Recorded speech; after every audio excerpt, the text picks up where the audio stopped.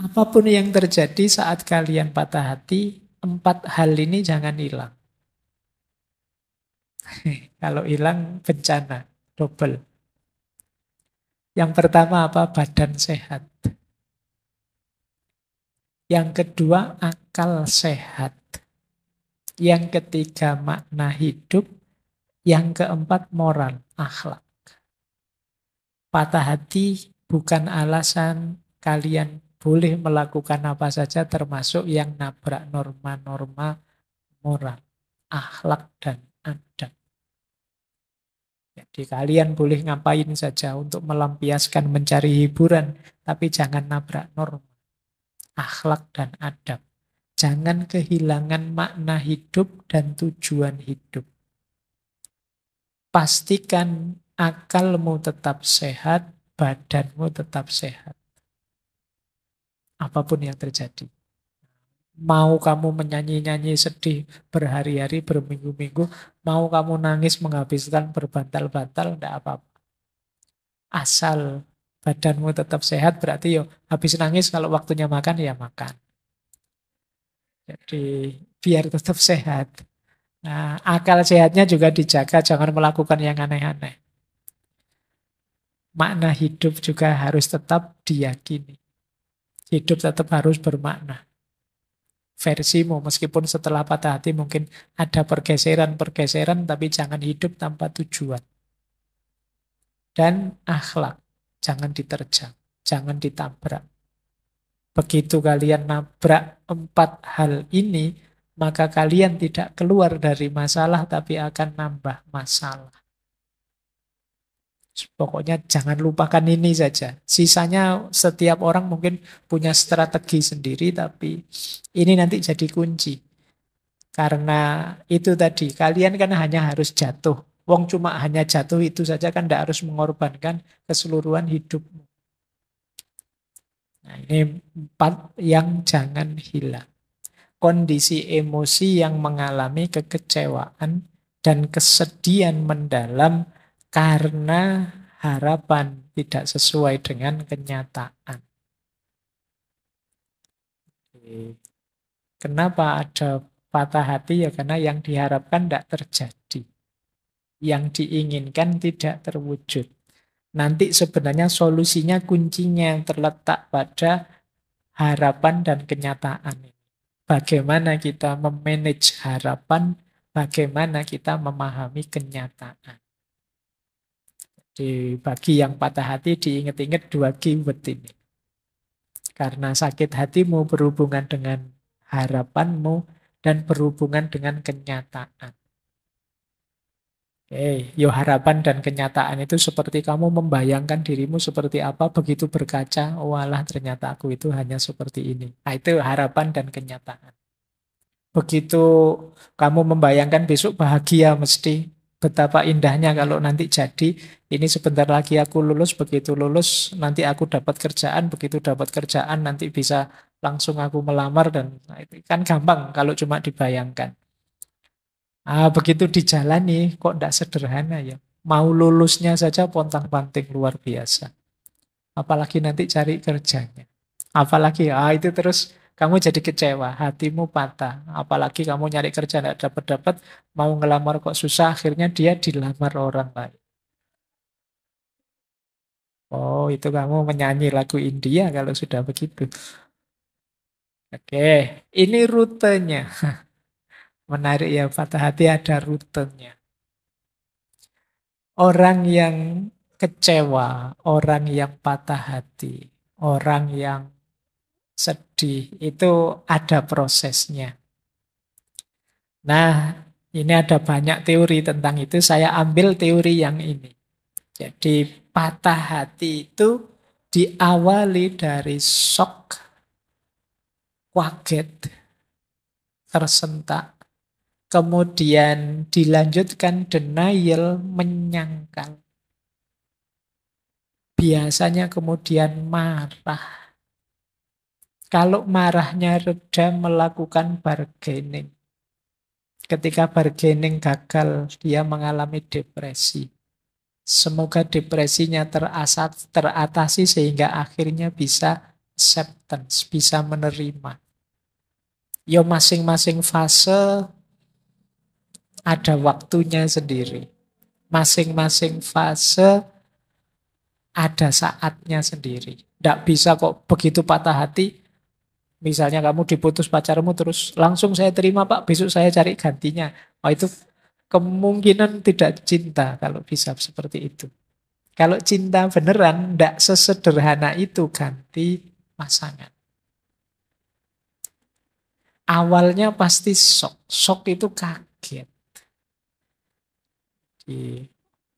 Apa ada yang diputus pacarnya tidak kaget? Apa ada yang mengalami kekecewaan ditinggal yang dia cintai?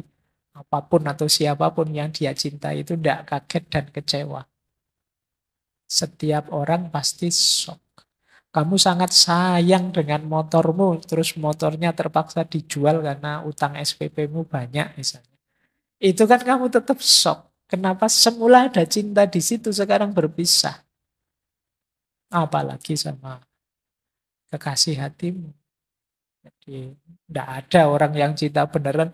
Sudahlah kita sendiri-sendiri saja putus saja terus alhamdulillah itu. Ya, kalau bisa begitu itu namanya tidak cinta. Cinta beneran pasti shock.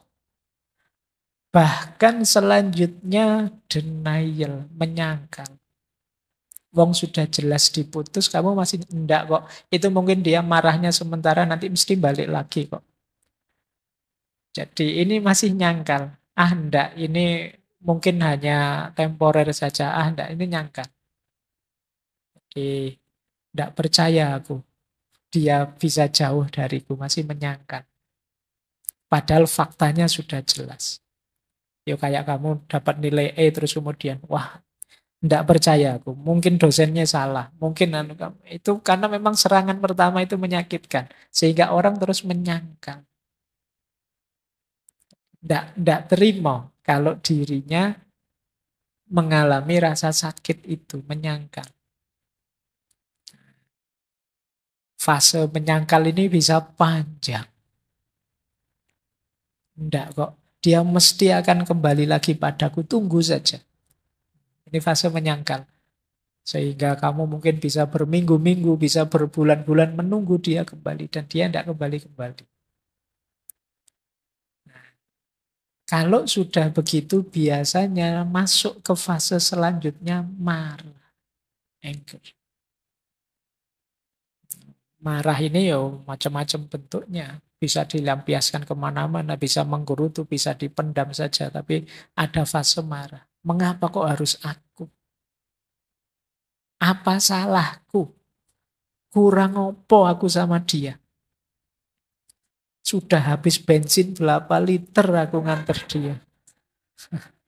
Loh, itu marah sudah. Itu kemarahan sudah. Kalau tadi menyangkal, begitu sadar dia ternyata benar-benar pergi, marah mesti. Itu fasenya. Itu kalau pasangannya terus nikah dan dia ada di fase marah ini, hati-hati kalau datang ke pesta pernikahanmu, bisa rame itu.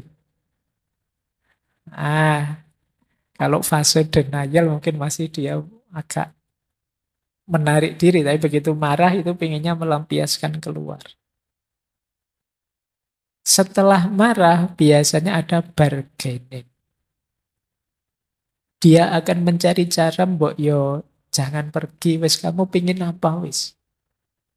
Mbok yo jangan berpisah, kamu perlu apa? Apapun yang kamu inginkan aku penuhilah. Itu bargaining namanya.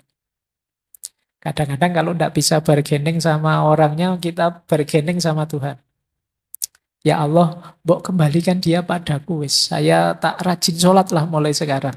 Saya tak, nah, ini bargaining namanya. Jadi kita kan kadang-kadang begitu.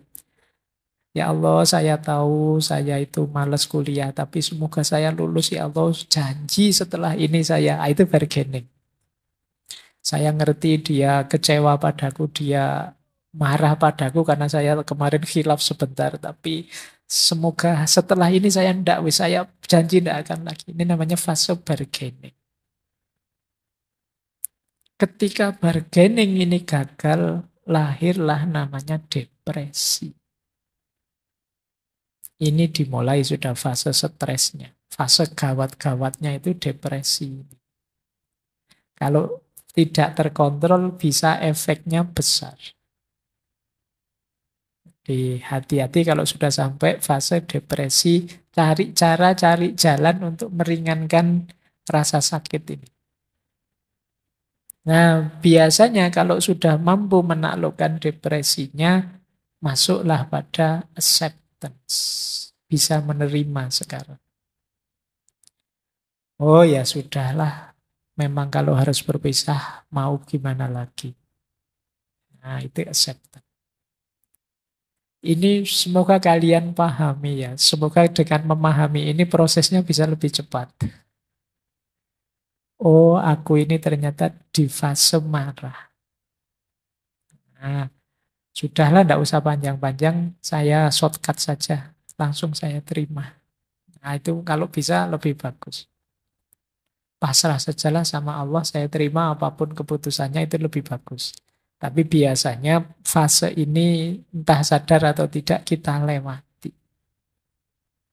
Dari shock, kemudian menyangkal, kemudian marah, kemudian ingin bernegosiasi, kemudian jatuh kita pada depresi, dan pada akhirnya menerima.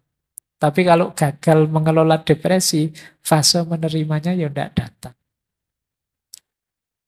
Kita depresi bisa berkepanjangan.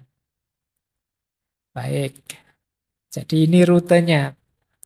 Nah, hati-hati loh ya, patah hati juga berhubungan dengan kesehatan. Yang pertama apa? Gangguan kecemasan kronis. Jadi tubuh kita ini punya mekanisme fight or flight. Kalau merasa ada bahaya.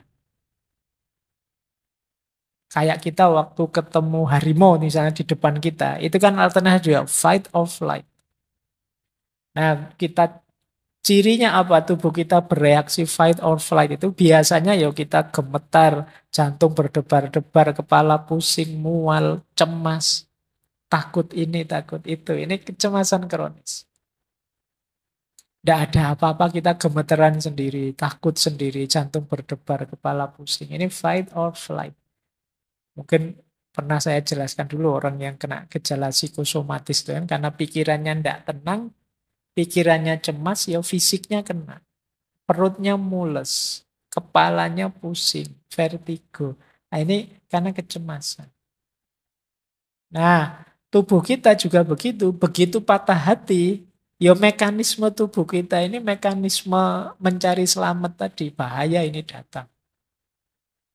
Dia ingin menyelamatkan dirinya, maka itu tadi jantung berdetak lebih cepat, kepala jadi pusing, perut rasanya mual. Nah ini namanya gangguan kecemasan. Ya kalau cuma ketemu harimau sebentar, wong patah hati ini lama. Kita terus-terusan begitu, ya mesti fisik kita kena. Di gangguan kecemasan itu ya tidak sederhana. Orang yang ngalami mesti merasakan pusingnya. Saya ada teman gangguan kecemasan itu karena sempat melihat temannya meninggal gara-gara kena stroke. Itu dia was-was terus. Kepalanya pusing sedikit, waduh jangan-jangan gejala stroke ini. Terus dia jantungnya berdebar-debar, berkeringat dingin, rasanya seolah-olah ini gangguan kecemasan. Nah yang patah hati juga mudah terkena ini. Karena patah hati itu tubuhmu merespon ada bahaya datang. Makanya orang sangat marah, orang sangat sedih itu kan jantungnya berdebar-debar, keringatnya keluar, keringat dinginnya keluar, mungkin asam lambungnya naik, sehingga dia pusing, dan lain sebagainya. Yo, ayo hati-hati. Ya kalau kamu masih muda, masih sehat, tapi nanti di usia tertentu mengalami gejala ini yo, harus agak hati-hati. Nah, itu yang pertama. Apalagi karena situasi itu nanti sistem imun kita bisa turun. Kalau tadi dopamin dan lain-lain yang keluar, waktu kita sedih, stres, itu ada hormon namanya kortisol. yang keluar. Kortisol ini orang menyebutnya hormon stres. Dia menurunkan kekebalan tubuh, menaikkan gula darah. Kalsium dalam tulang juga turun, tekanan darah naik. Kamu jadi kurus, jadi males makan. Makanya jangan heran kalau orang patah hati itu males makan. Kok patah hati malah makannya enak sekali, lahap sekali. Kamu itu beneran patah hati apa gimana? Biasanya memang males makan karena stres. Dan ini tentu saja daya tahan tubuhmu turun. Jangan lupa ada juga namanya broken heart syndrome.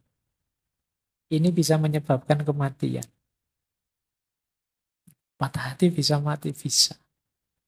Di dunia kedokteran ada itu tadi istilahnya broken heart syndrome atau Takotsubo kardiomiopati.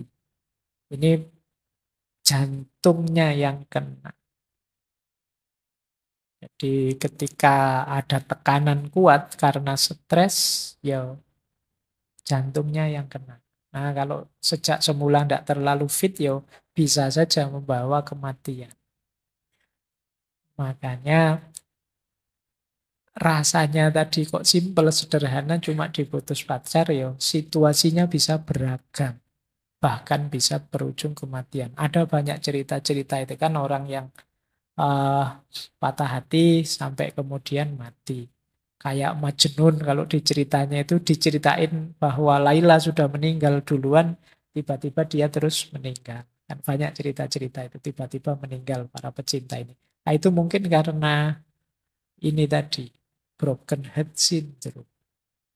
Jadi ini efek di tubuh kita. Makanya saya bilang tadi, yuk kita dampingi teman-teman kita, saudara-saudara kita yang mengalami ini. Jangan diketawain lah. Jangan diremehkan, disepelekan.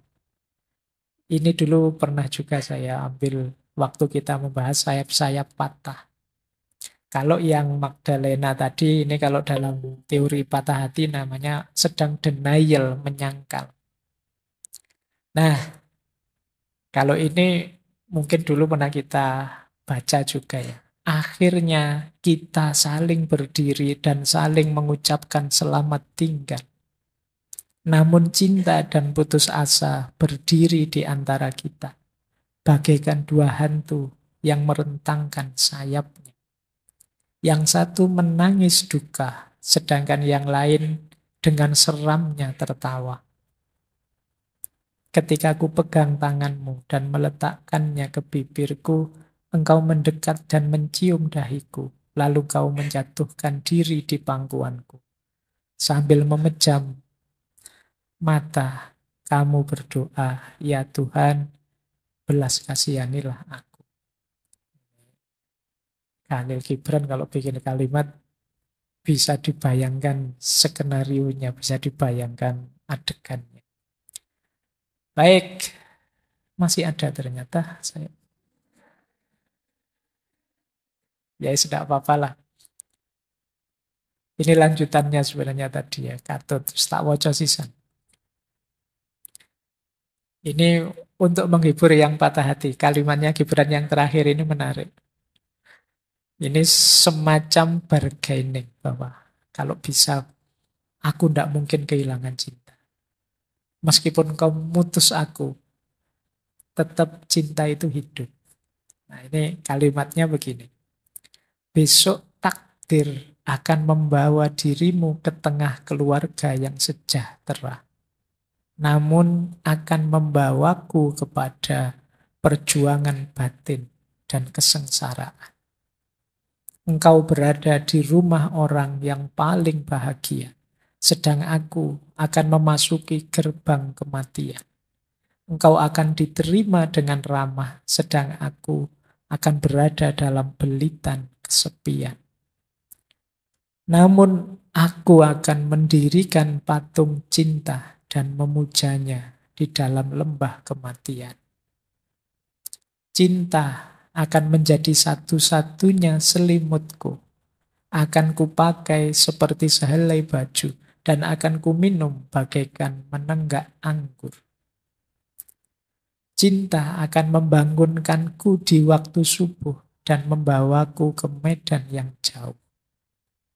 Di siang hari, cinta akan membimbingku ke bawah rimbunnya pepohonan, di mana aku berteduh bersama burung-burung dari sengatan matahari. Di sore hari, sebelum matahari tenggelam, cinta memerintahkanku beristirahat, sambil mendengarkan nyanyian alam, dan memperlihatkan padaku bergeraknya awan di langit biru yang meremang. Di malam hari, cinta akan memelukku, dan aku pun tertidur, lalu bermimpi tentang dunia yang sangat indah, yang hanya ada dalam jiwa-jiwa para penyair dan pecinta. Cinta, wahai kekasih, akan tinggal denganku hingga akhir hayatku. Bahkan sesudah tiadaku, dengan seizin Tuhan, kami pun akan tetap bersatu. Ini kalimat-kalimatnya orang yang sedang ditinggal oleh kekasihnya menikah. Baik, silahkan dirasakan. Sekarang kita bahas ya. Kalau tadi kan karena saya sulit menjelaskan situasi orang yang sedang patah hati, saya kutip-kutipkan dari beberapa novel. Ya biasanya memang orang sedang jatuh cinta atau orang sedang patah hati itu mendadak bisa pinter bikin puisi. Ya, boleh kamu cek. Kalian yang sedang naksir siapa atau jatuh cinta sama siapa itu tiba-tiba pinter bikin puisi. Ini menarik teorinya. Seperti saya jelaskan dulu ya bahwa di awal-awal tulisannya Jamek, ketika ada seorang anak muda yang ingin belajar tasawuf, sama mursyidnya disuruh pulang dulu, disuruh jatuh cinta dulu. Kenapa? Karena orang yang pernah jatuh cinta itu hatinya lembut. Apalagi orang yang pernah patah hati itu, dia ngerti lekak-lekuknya hati. Sementara dunia tasawuf itu kan dunia penguasaan hati.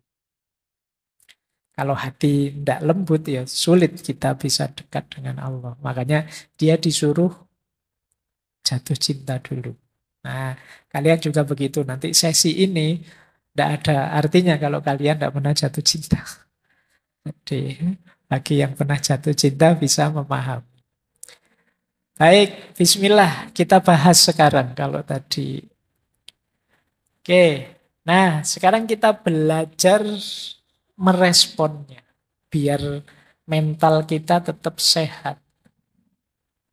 Respon ini saya bagi dua, karena penting ada respon pada serangan pertama, awal, dan lanjutannya. Kalau lanjutan ini mulai tertib, tapi bagian awal lebih penting.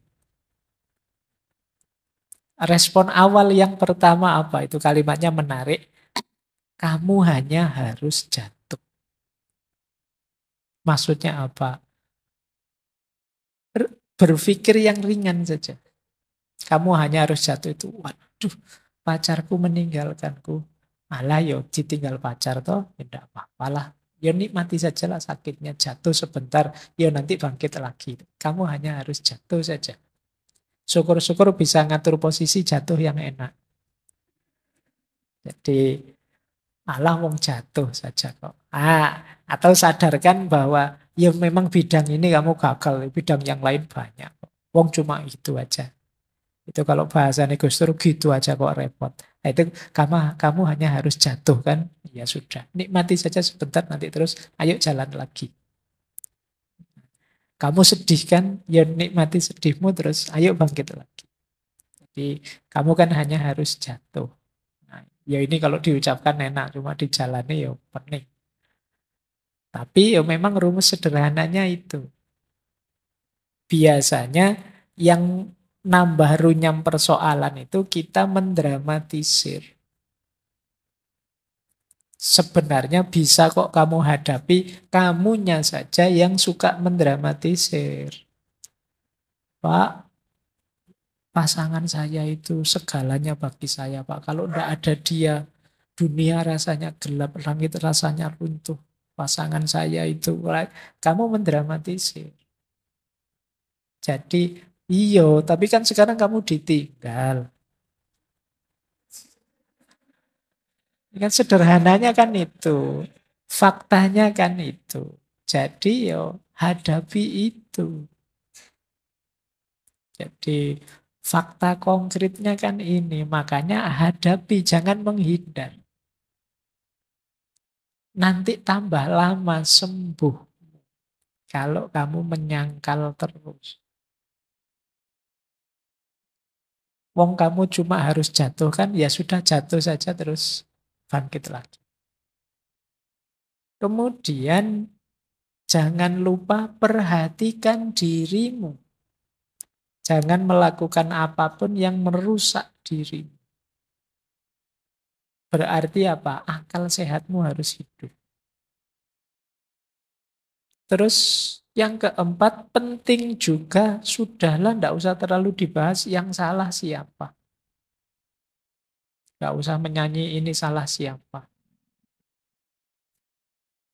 Biarlah yang lewat sudah lewat. Bikin cerita yang baru. Lupakan, maafkan.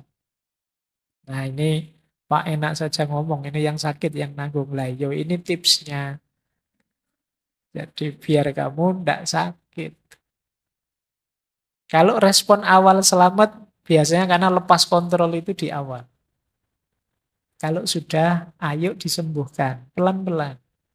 Nah itu baru respon lanjutan tadi. Respon lanjutannya apa? Beri dirimu waktu. Tidak apa-apa kok butuh waktu. Ya diikuti prosesnya. Kadang-kadang kita yang agak mempressure mereka. Ayo segera lupakan, segera. Oh, tidak segampang itu. Untuk bisa melupakan. Ya kalau amnesia. Kalau masih sehat tidak bisa langsung melupakan. Tetap teringat terus tidak apa-apa. Beri waktu dirimu. Tapi jangan berlama-lama. Memang tidak mungkin bisa langsung lupa. Lewati penyangkalan. Tadi ya berarti sudahlah tidak usah menyangkal lagi. Diterima saja. Dan berhenti bertanya mengapa itu terjadi. Terus maafkanlah. Nah, selanjutnya apa? Teringat tidak apa-apa, tapi jangan diingat-ingat. Beda ya, teringat dengan diingat-ingat itu. Diingat-ingat itu berarti sengaja mengingat. Ya kamu tambah sakit nanti. Tapi teringat pasti iya, wong namanya pernah punya banyak kenangan indah, ya mesti saja teringat. Biasa saja, enggak apa-apa. Dia datang silahkan, mau pergi lagi silahkan. Di pikiran loh. Pak, kok saya teringat dia ya enggak apa-apa. Diikuti saja. Nah, nanti pada saatnya ya lupa lagi. Nanti kapan datang ingat lagi, lupa lagi. Biar saja. Tapi jangan secara sengaja diingat-ingat. Kelihatan kok secara sengaja mengingat-ingat itu. Jangan-jangan kamu tiba-tiba stalking Instagramnya, ngecek YouTube-nya. Ya kamu tambah sakit nanti. Kalau ke situ-situ lagi, jangan-jangan dia posting sama pasangannya yang baru. Wah, tambah sakit lagi kamu. Kamu tidak berani posting pasanganmu yang baru, kamu tidak dapat. Atau yang kamu dapat levelnya di bawah yang tinggal kamu, misalnya. Ah sudah lah, tidak usah dipikir lagi, tidak usah mancing-mancing ke situ. Kemudian apa? Tetap merasa berharga, jangan minder, menjatuhkan value tadi sampai ke level FOS yang paling rendah, merasa dirimu tidak berharga, engkau tetap berharga. Dia saja yang tidak tahu harga. Ya. Yo, maksudnya dia saja yang tidak tahu hargamu. Kalau dia tahu ninggal kamu sejak lama. Oke, terus ya wis supaya tetaplah engkau orang yang berharga, tidak usah khawatir. Nah, saatnya kamu menghidupkan sistem pendukungmu. Sistem kita itu kan punya banyak sistem pendukung. Kita punya keluarga, kita punya teman, kita punya sahabat, kita lingkungan kita banyak kok. Sistem pendukung di sekeliling kita banyak. Ayo dimanfaatkan. punya teman curhat, punya sahabat. Kembali ke keluarga yang selalu pasti siap menerima kita. Ada banyak supporter kita, tidak usah khawatir. Terus layani diri kita dengan baik. Sementara memanjakan diri tidak apa-apa. Pengen makan enak, ayo. Pengen tiduran yang lama, rebahan, ayo. Wong yo kemarin juga sudah rebahan terus kan. Jadi sekarang ada alasannya, tidak apa-apa. Terus cobalah aktivitas atau hobi yang baru. Cari kesibukan lah biar nggak ngelamun terus. Terus apa? Bangun kenangan-kenangan baru. Bahkan ada yang bilang datangi tempat-tempat yang dulu kamu perlu kenangan dengan dia, bikin kenangan yang baru di situ. Jadi biar ketumpuk yang teringat kenangan yang terakhir ini, yang lebih indah. Mungkin dengan keluarga, dengan sahabatmu, yang lebih menyenangkan. Bersosialisasilah, jangan mengurung diri. Yo, akan lebih meringankan. Boleh pakai teknik-teknik coping kalau dalam psikologi, mungkin pernafasan, mungkin meditasi untuk menenangkan diri. Bisa mempertimbangkan saatnya membuka hati kembali. Jangan khawatir yang lain masih banyak yang mau dengan dirimu. Setiap orang ada jodohnya. Nah, ini rumus sederhana untuk tetap membuatmu kuat. Tidak usah khawatir. Kan alasan yang paling enak untuk menenangkan diri ya kan, oh memang mungkin bukan jodoh. Nah, itu paling nyaman. Kita bersandar kembali ke Tuhan. Kalau Tuhan tidak menghendaki, ya mau apa? Sekuat apapun kita tanpa kehendaknya tidak ada apa-apanya. Nah, itu lebih ringan. Nah, nanti yang semacam ini kita bahas di minggu keempat ketika kita berhadapan dengan perspektif sufisme. Cuma malam hari ini memang kita pahami dulu situasinya orang yang patah hati. Kemudian kalau memang agak gawat, misalnya stres depresi mau agak mengkhawatirkan, jangan malu-malu, jangan ragu-ragu untuk mencari konseling atau berobat ke ahli jiwa. Karena tadi loh, efeknya ternyata bisa besar untuk kesehatanmu lahir dan batin. Maka tidak mapal kamu mendatangi ahli jiwa. Baik, jadi ini respon-respon ideal. Nah, kita lihat ya. Cuma saya membaca banyak buku tentang patah hati ini. Memang ternyata seperti cinta. Patah hati itu sulit dijelaskan. Hanya yang merasakan, mungkin yang tahu pasnya. Nah, kalian yang belum merasakan sulit. Maka malam hari ini saya tidak akan menjelaskan detail ciri-cirinya. Saya ngutip saja dari beberapa sumber, beberapa materi tentang kondisi batinnya orang yang patah hati. Cuma ini saya ambil dari beberapa novel saja untuk menginkannya. Saya tiba-tiba tadi baca bukunya Hamka itu di bawah lindungan Ka'bah. Ada surat dari Zainab yang indah, tapi ini suratnya orang patah hati. Jadi yang belum baca harus baca novel di bawah lindungan Ka'bah ini. Nah, ini suratnya Zainab yang merasa ditinggal. Kalimatnya indah. Hanya kepada bulan purnama di malam hari, Adinda bisikkan dan pesankan, kerinduan Adinda hendak bertemu. Tetapi bulan itu tetap tak datang. Pada malam berikutnya dan seterusnya, ia kian surut. Hanya kepada angin petang yang berhembus di ranting-ranting kayu di depan rumahku. Hanya kepadanya aku bisikkan supaya ditolongnya memeliharakan abangku yang berjalan jauh. Entah di darat, entah di laut, entah sengsara kehausan. Hanya kepada surat abang itu, surat yang hanya sekali itu Dinda terima selama hidup, Adinda tumpahkan air mata. Karena hanya menumpahkan air mata itulah kepandaian yang paling penghabisan bagi seorang perempuan. Tetapi surat itu bisu.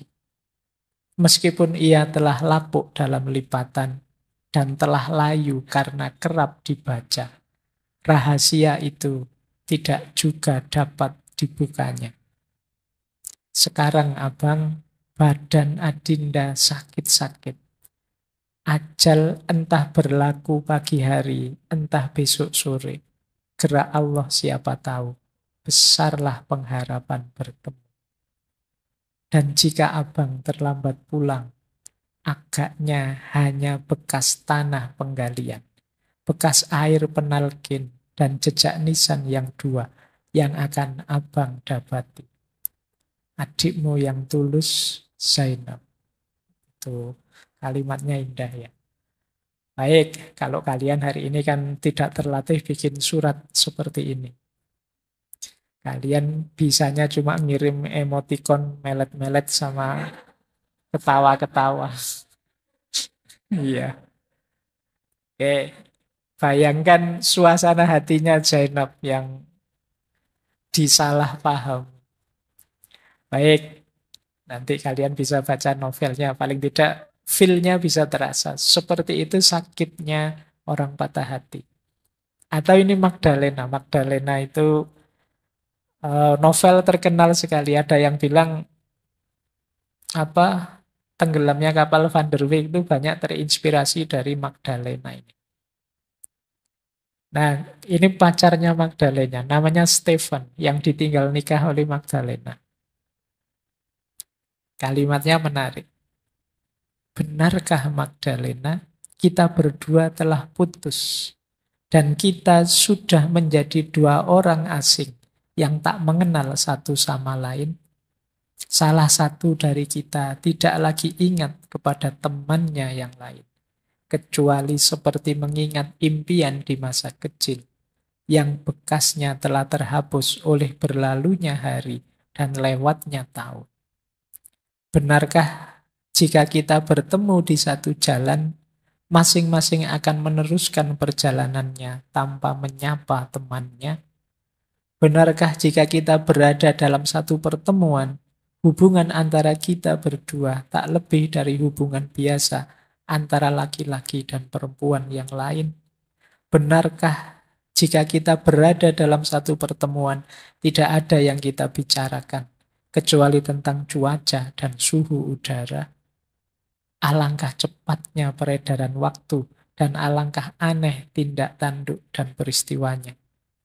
Apakah dalam sehari semalam saja, semua harapan yang kita bina dengan baik, dengan mencurahkan segala penderitaan dan kepedihan, mencucurkan seluruh air mata yang kita miliki, berubah begitu cepat?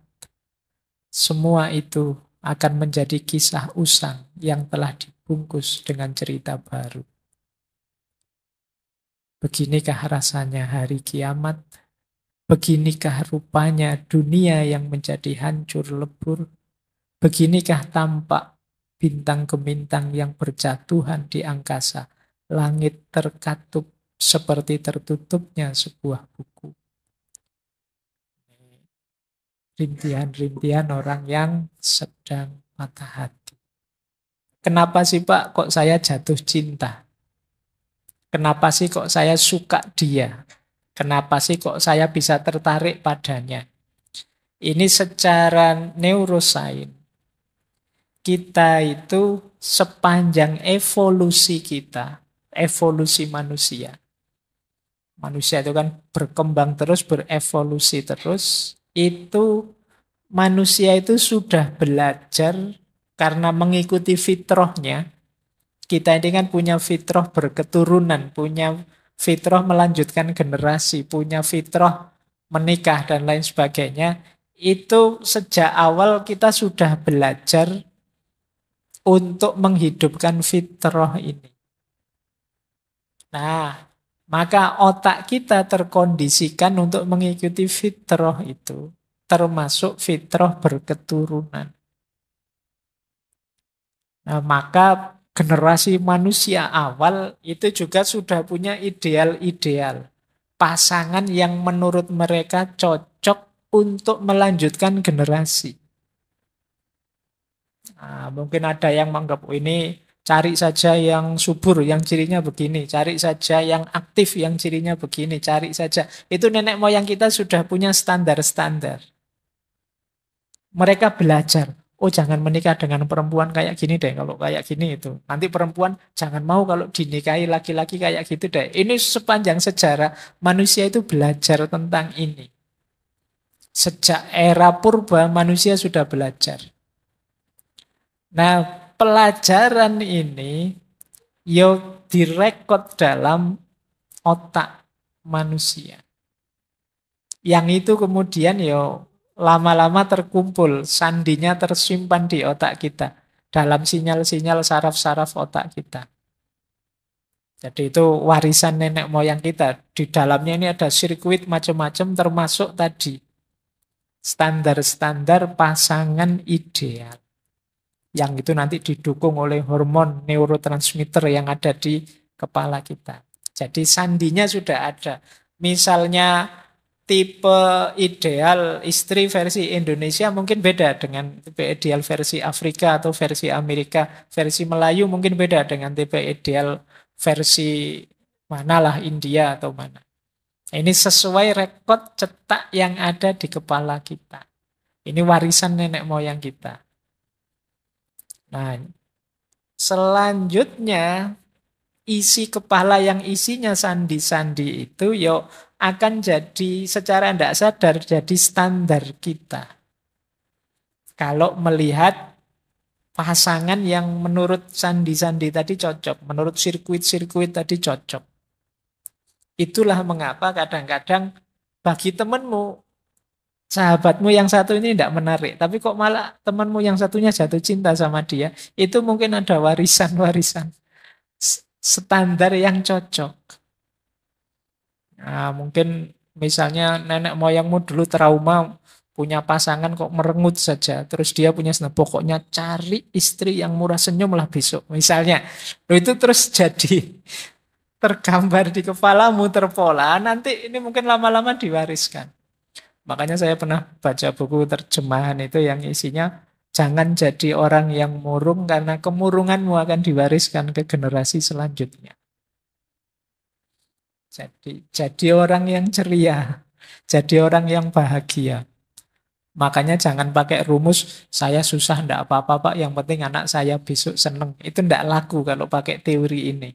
Kalau kepingin anakmu, generasimu yang akan datang seneng, kamu harus jadi orang yang gembira juga. Nah, ini asal-usulnya. Kenapa kok kamu bisa jatuh cinta sama dia? Kemungkinan standarnya dia cocok dengan standar yang ada di kepalamu. Yang ini mungkin kamu tidak sadar. Oh enggak kok Pak, saya itu tiba-tiba saja seperti ada yang narik terus jatuh cinta sama dia. Saya tidak pakai mikir. Ya sebenarnya itu karena sudah ada pola, sudah ada standar yang ada di kepala. Jadi ketika standar ini secara tidak sadar ketemu itu mungkin kayak lampu ninu-ninunya itu bunyi terus. Wah ini cocok ini. Nah, yo alhamdulillah kalau yang membunyikan standarmu itu dia juga bunyi standarnya. Nah, berarti sama-sama jatuh cinta. Kalau tidak ya kamu bunyi sendirian. Jadi bertepuk sebelah tangan kamu. Ah, itu cikal bakalnya patah hati di situ. Jadi kalau kamu ketemu kok terus sinyalmu bunyi, kamu boleh tanya sinyalmu bunyi juga enggak? Ah, kalau ternyata enggak ya kamu siap-siap sudah ancang-ancang mundur. Nah, ini awalnya begini. Nah, yang penting bukan ini, yang penting selanjutnya. Setelah jatuh cinta, ini yang menarik. Pusat-pusat rasional di otak kita macet. Jadi otak emosionalnya meluap. Jadi yang kuat sekali emosinya, rasionalnya macet. Itu kenapa jatuh cinta itu sering kelakuannya orang jatuh cinta itu tidak logis. Tidak masuk akal. Orang jatuh cinta itu seperti orang mabuk. Bahkan ada yang bilang orang jatuh cinta itu seperti orang pecandu narkoba. Ketika orang kecanduan itu kan selalu ingin dapat itu terus. Kalau biasanya nyontek ya suntikan terus. Jadi kalau kalian saking rindunya gelisah pengen ketemu sampai rasanya bolak-balik, itu persis seperti orang sakau. Rumusnya memang begitu. Gejala kimia yang ada di otakmu begitu. Jatuh cinta itu semacam ketergantungan. Nah, sistem amigdala, sistem singguli kortek macet. Sistem amigdala itu sistem ketakutan, kesiagaan. Sistem berpikir kritis juga macet. Jadi, yo, akhirnya apa? Banyak orang bilang, wah orang mencintai itu tidak masuk akal, tidak rasional. Kewaspadaannya turun, daya kritisnya turun. Jadi aktivitas ini didukung oleh berbagai hormon. Jadi seperti dopamin, oksitosin, serotonin. Wis itu tambah, kamu tambah melekat, tambah rasanya tidak bisa putus sudah. Makanya jangan heran, bagi yang pernah ngalami, jatuh cinta itu rasanya sejuta rasa. Meledak-ledak, pokoknya tidak bisa dikontrol. Karena memang otak rasionalnya macet.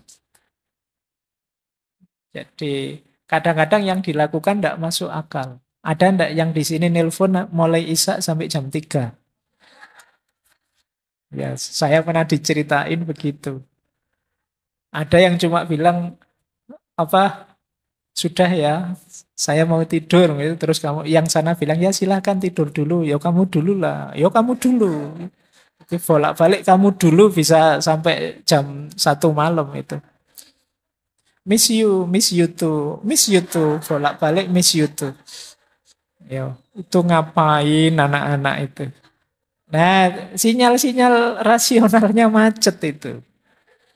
Jadi agak berat memang. Jadi ini perspektif neuroscience ya. Jadi ternyata jatuh cinta seperti itu. Makanya mabuk cinta itu rumusnya tadi. Gempuran hormon oksitosin, dopamin, dan serotonin. Oksitosin itu orang menyebutnya hormon cinta. Karena berhubungan dengan perasaan, kasih sayang, emosi, keterikatan antar manusia. Kemudian dopamin. Dopamin ini hormon kenikmatan. Kalau kita merasakan nikmat, otak kita melepaskan dopamin ini. Misalnya kita makan enak. Begitu makan makanan enak, keluar hormon dopamin ini. Mendengar lagu kesenangan kita, keluar dopamin ini. Ketika dopamin ini keluar, biasanya kita tambah bergairah, tambah semangat, tambah kreatif. Jadi cuma ya dopamin ini yang namanya kenikmatan itu kan ada durasinya. Tidak tahan lama. Itu makanya orang jatuh cinta itu beda antara pertama kali jatuh cinta dengan 6 bulan sesudahnya, setahun sesudahnya. Apalagi 4 tahun sesudahnya. Ya gairahnya berbeda, intensitasnya beda. Jadi kenapa ya sudah mulai berkurang asupan dopaminnya. Nikmatnya beda, kayak kita makan itu loh. Waktu lapar-laparnya makan itu kan nikmat luar biasa, senengnya luar biasa. Tapi ketika kita tambahi piring kedua, mungkin nikmatnya tinggal setengah. Kita tambahi piring ketiga, mungkin nikmatnya tinggal seperempat. Piring keempat sudah tidak muat lagi, tidak enak, sudah kita paksa muntah mesti. Meskipun makanan kesenangan kita. Nah, mungkin kesenangan kita pasangan mungkin juga begitu. Jadi kalau hanya berhenti di kesenangan, durasinya pendek. Kalau hanya ingin mencari senang, itu tidak panjang. Itu mengapa ya kalau baru jatuh cinta, engkaulah segalanya.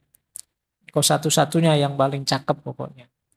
Tapi nanti dapat 2-3 tahun itu ternyata yang lain lebih banyak yang lebih cakep. Ah, itu berarti hormonnya sudah mulai habis. Berkurang. Makanya jangan pacaran lama-lama, segera menikah. Kalau pacarmu tanya, kok buru-buru menikah? Keburu hormonnya habis. Kalau hormonnya habis, nggak menarik lagi nanti. Biar nanti tidak berhenti di mahabbah yang sifatnya eros tadi. Hanya kesenangan, tapi naik level. Ya jalannya menikah. Nah, selain dopamin nanti ada serotonin. Serotonin ini hormon kebahagiaan. Jadi biasanya membuat hati tenang, membuat hati nyaman, mengurangi depresi, ini serotonin. Nah, tiga hal ini kan menyenangkan. Hormon cinta, hormon kenikmatan, hormon kebahagiaan. Itulah mengapa orang yang mencintai itu kemudian jadi sangat terikat. Khawatir kehilangan kenikmatannya ini. Nah, sayangnya ketika kita patah hati, fasilitas dari hormon-hormon tadi berhenti. Itu yang membuat kita cemas, tertekan, terisolasi. Akhirnya otak berusaha mencari gantinya. Wis pokoknya apa saja boleh. Itu makanya ini yang saya bilang orang patah hati maupun orang jatuh cinta itu energinya luar biasa. Sama-sama otak rasionalnya macet.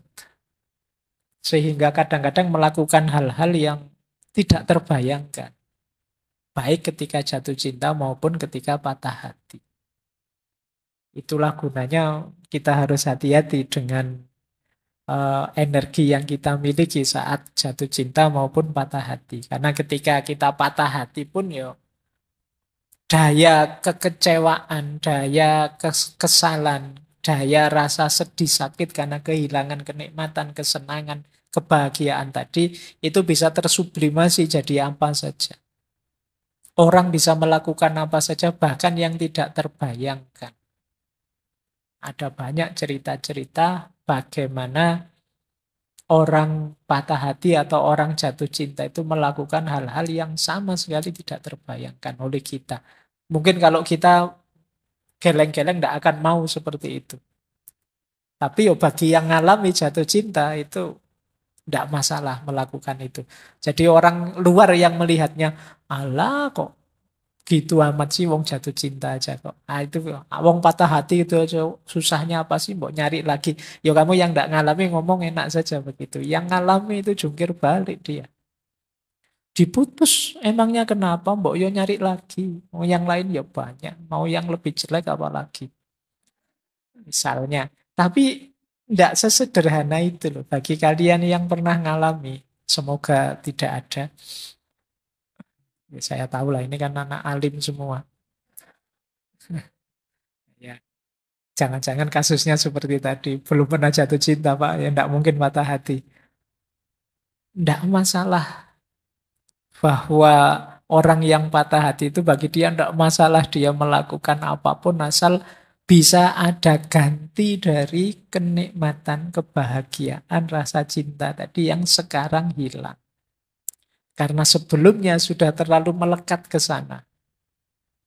Nah, ini kalau dijelaskan secara neurosains ya, secara hormonal.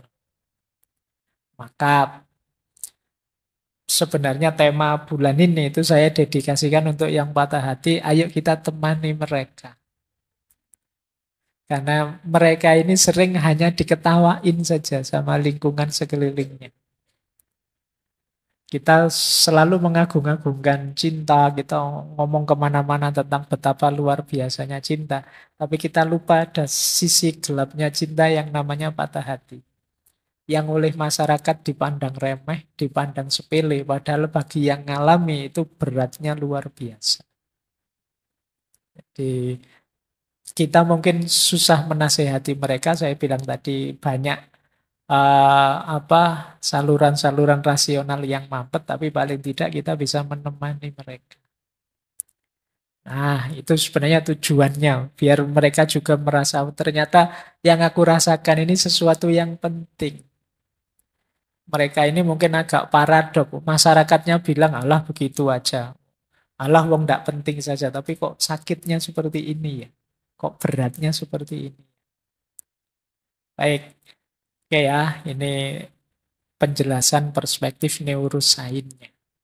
Nah, yang ingin lebih dalam boleh nanti. Hari ini banyak buku-buku yang menjelaskan ini. Bagaimana kondisi otak, situasi otak saat orang mengalami jatuh cinta maupun patah hati. Oke, sekarang kita dalami kondisi emosinya. Patah hati itu yo sederhana.